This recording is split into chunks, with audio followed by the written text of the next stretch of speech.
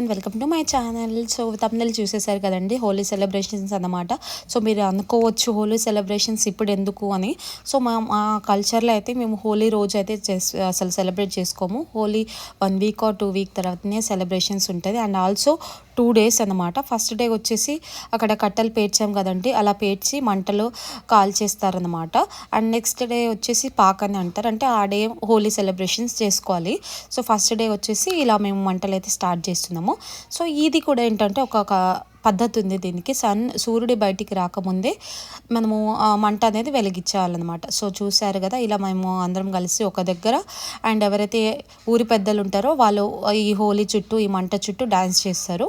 అలా 3 times dance చేసేసాక మనము ఇంకెళ్ళిపోవాలి ఇంటికి. నెక్స్ట్ డే వచ్చేసి గోట్ కట్ చేయడము అండ్ హోలీ సెలబ్రేషన్స్ చేయడము అలా చేస్తూ ఉంటారు. ఫుల్ ఎంజాయ్ చేస్తామండి మేమైతే ఈ సెలబ్రేషన్స్ అప్పుడు. సో మళ్ళీ ఈవినింగ్ వచ్చేసి మేము విభూది తీసుకుంటామండి అక్కడ నుంచి. ఆ పొడి ఉంటుంది కదండి, వైట్ కలర్ పొడి తీసుకుంటాము అక్కడ నుంచి. అండ్ వీడియో కనుక మీకు నచ్చినట్లయితే లైక్ చేయండి, షేర్ చేయండి, ఖచ్చితంగా కామెంట్ చేయడం